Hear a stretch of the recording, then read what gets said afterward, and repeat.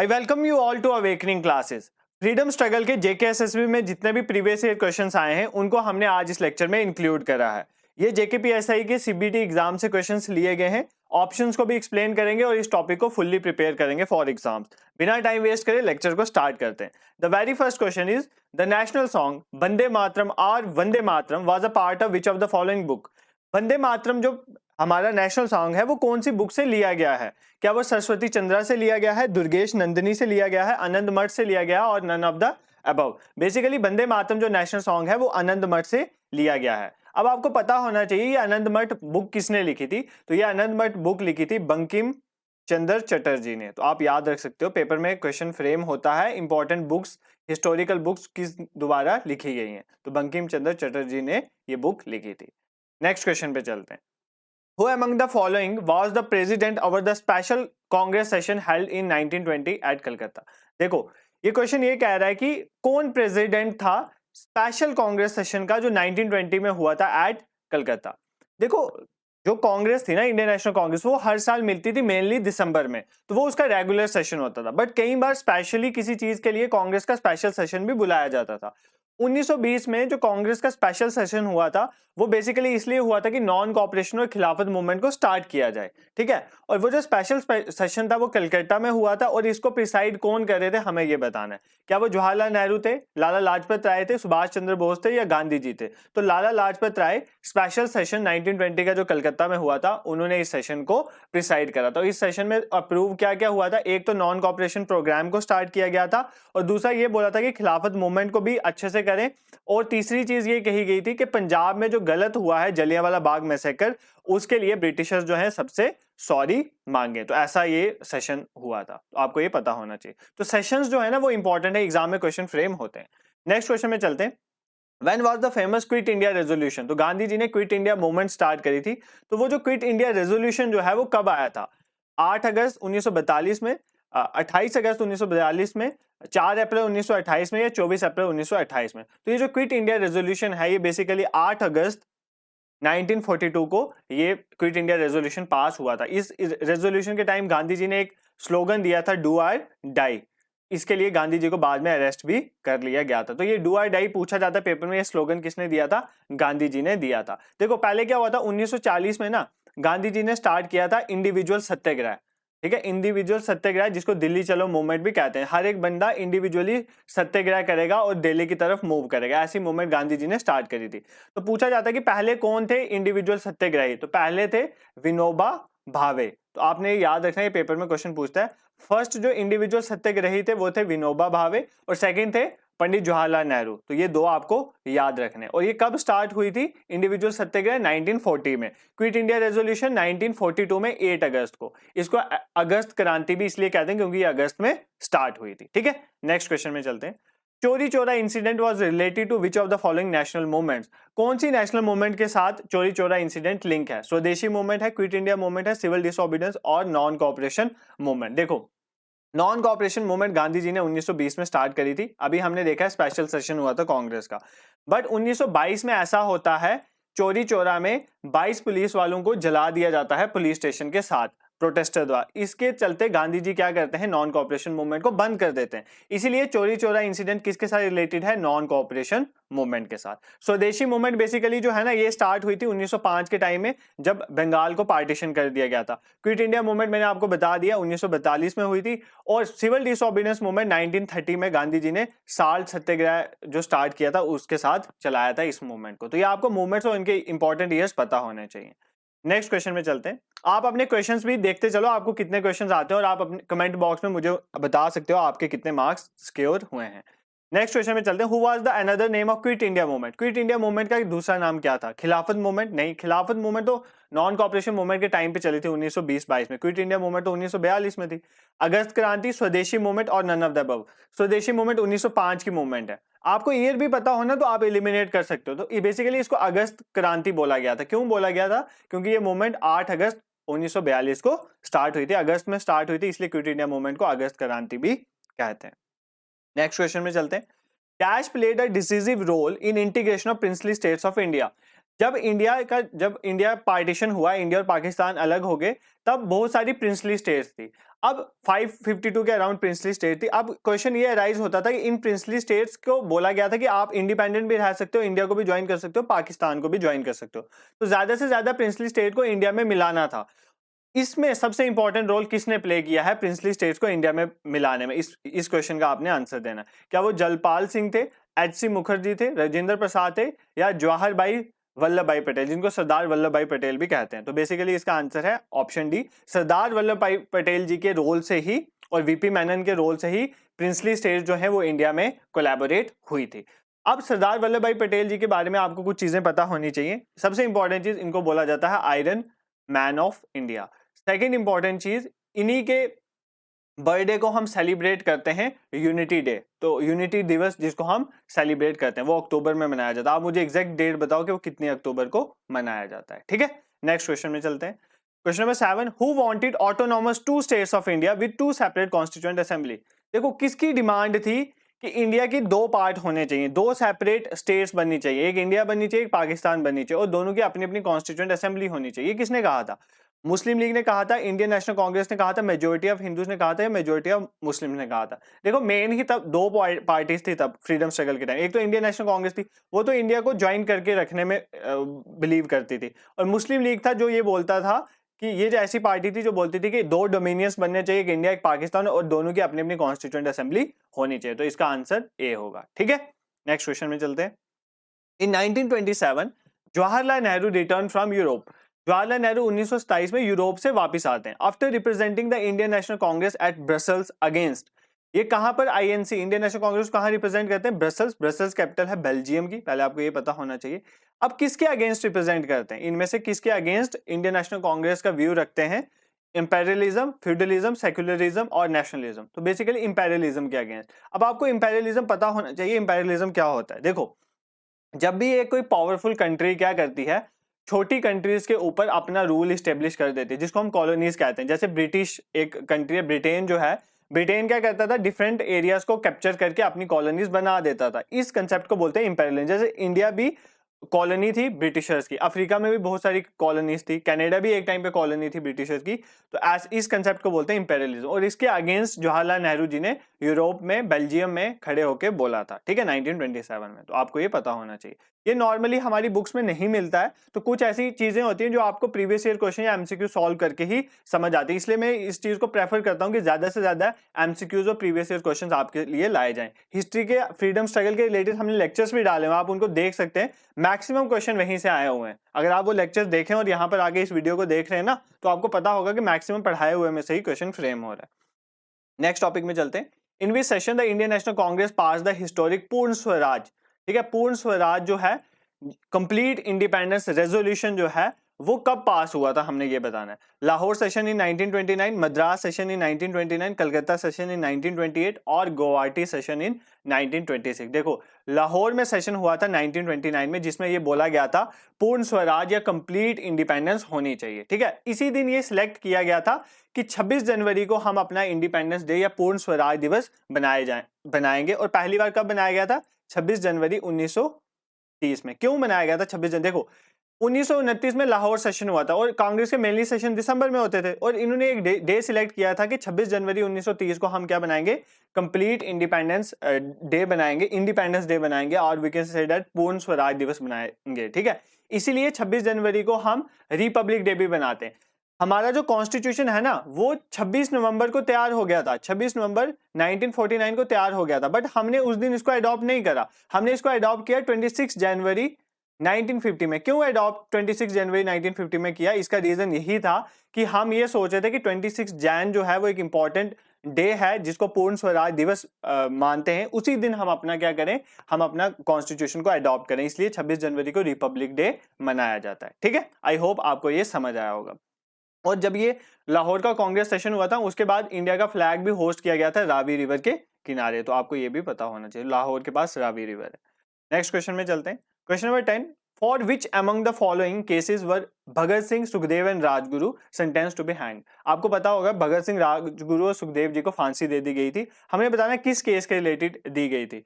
Meerut, Lahore revolutionary conspiracy case और ककोरी conspiracy case. तो Lahore conspiracy case में भगत सिंह, सुखदेव और राजगुरु जी को फांसी दे दी गई थी। और कब दी गई थी?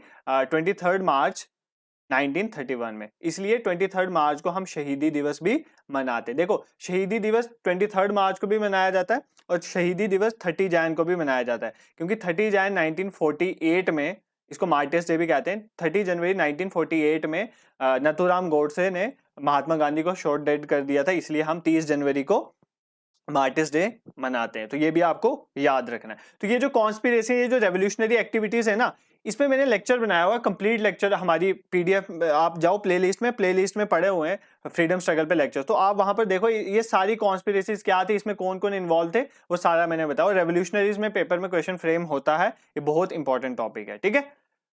नेक्स्ट क्वेश्चन, हु रोट, ये मेडिवल का क्वेश्चन डाल दिया गया यहाँ पर, चलो पढ़ा देता हूं मैं। Who wrote the Mughal chronicles known as Akbarnama. तो अकबरनामा जो है वो किसने लिखा हुआ है? क्या वो वीर सिंह बुंडेला ने लिखा है? क्या वो अबुल फजल ने लिखा है? अब्दुल हामिद लाहौरी ने लिखा? और none of the above. Basically जो अकबरनामा है, अकबरनामा बायोग्राफी ऑफ अकबर, वो लिखी थी अबुल फजल ने, जो इनके कोर्ट पोइट थे अकबर के, तो उन्होंने ही लिखी हुई है अकबरनामा। तो ये आप याद रख सकते हो। बेसिकली मेडिवल का क्वेश्चन है, आपको नहीं आएगा, ठीक है, आपके सिलेबस में फ्रीडम स्ट्रगल है। Next question, who among the following did not attend first round table conference in 1931। तो पहली राउंड टेबल कॉन्फ्रेंस हुई थी, वो किसने अटेंड नहीं करी थी? मोहनदास करमचंद गांधी ने अटेंड नहीं करी थी, सर तेज बहादुर शास्त्री ने नहीं करी थी, डॉक्टर अंबेडकर ने नहीं करी थी। तो देखो, ये जो तेज बहादुर सप्रू जी है ना, और शास्त्री जी और डॉक्टर अंबेडकर, इन्होंने तीनों राउंड टेबल कॉन्फ्रेंस को अटेंड किया था। गांधी जी ने पहली को अटेंड नहीं किया था। गांधी जी ने जब पहली राउंड टेबल कॉन्फ्रेंस को अटेंड नहीं किया था, इसके बाद एक पैक्ट साइन हुआ था जिसको बोलते हैं गांधी इरविन पैक्ट, जिसके बाद गांधी जी ने सेकंड राउंड टेबल कॉन्फ्रेंस को अटेंड किया था। तो पेपर में अगर क्वेश्चन आता है कि गांधी जी ने कौन सी राउंड टेबल कॉन्फ्रेंस को अटेंड किया था, सेकंड वाली को अटेंड किया, ना ही फर्स्ट को किया था, ना ही थर्ड को किया था, आपने ये याद रखना। और तेज बहादुर सप्रू और बी आर अम्बेडकर जी ने सभी राउंड टेबल कॉन्फ्रेंसिस को अटेंड करा था। नेक्स्ट क्वेश्चन में चलते हैं। Who among the following said that the constant drain of wealth from India was responsible for India's economic misery? किसने ये चीज कही कि इंडिया की जो इकोनॉमिक कंडीशन खराब होने के लिए क्या चीज रिस्पॉन्सिबल है? Drain of wealth. Drain of wealth का मतलब, ये कंसेप्ट दिया था, ये मैं अभी बताता हूं किसने दिया था। इन्होंने ये बोला था कि ब्रिटिशर्स क्या कर रहे हैं, ब्रिटिशर्स इंडिया के सारा रॉ मटेरियल यहां से लेके जा रहे हैं, हमारा सारा खजाना यहां से उठा के लेके जा रहे हैं, और ब्रिटेन में जाके फिनिश्ड गुड बना के और डंप भी इंडिया में ही कर रहे हैं। तो हमारी वेल्थ जो है वो लूट रहे हैं ब्रिटिशर्स। ये पहली बार थ्योरी किसने प्रपोज करी थी? विपिन चंद्रपाल ने करी थी, जवाहरलाल नेहरू ने करी थी, दादा भाई नौरोजी ने करी थी, या जीके गोखले ने करी थी, गोपाल कृष्ण गोखले ने। तो बेसिकली दादा भाई नौरोजी ने कंसेप्ट दिया था। दादा भाई नौरोजी ने एक बुक लिखी थी, बुक का नाम याद रखना, poverty and un British rule in India, un British rule in India. इस बुक में इन्होंने लिखा था कि जो ब्रिटिशर्स है ना, उन्होंने हमारी जो इकोनॉमी है उसको खराब कर दिया, हमारी वेल्थ को ड्रेन कर दिया। और एक और इंपॉर्टेंट आप याद रख सकते हो, आरसी दत्त जी भी ब्रिटिशर्स के अगेंस्ट लिखते थे कि ब्रिटिशर्स जो हैं वो हमारी जो इकोनॉमी कंडीशंस है उनको खराब कर रहे हैं, ठीक है। और दादा भाई नौरोजी को grand old man of India भी कहा जाता है, तो आप ऐसे भी याद रख सकते। ये बेसिकली मॉडरेट लीडर थे। मॉडरेट क्या थे, एक्सट्रीमिस्ट क्या थे, इस पे भी हमने लेक्चर लाया हुआ है, आप देख सकते हो। नेक्स्ट क्वेश्चन में चलते हैं। Who passed Indian university act 1904 and impose stiff control over Indian university. देखो, इंडियन यूनिवर्सिटीज को बोला जाता है कि यूनिवर्सिटीज जो है ना वो जन्म देती है फ्रीडम फाइटर्स को, ठीक है। इसीलिए एक इंडियन यूनिवर्सिटी एक्ट लाया गया 1904 में, ताकि उन यूनिवर्सिटीज के ऊपर कुछ पकड़ बनाई जा सके। ये ब्रिटिशर्स ने लाया था। हमने बताना ये किसने लाया था? वेवल ने लाया था, माउंटबेटन ने लाया था, मिंटो ने लाया था, और लॉर्ड कर्जन ने लाया। तो बेसिकली लॉर्ड कर्जन हम बोल सकते हैं कि जो ब्रिटिश जितने भी लॉर्ड गवर्नर जनरल थे, उनमें सबसे जो कहते हैं जिन्होंने बहुत गलत इंडिया में रूल्स लाए, वो लॉर्ड कर्जन ही थे।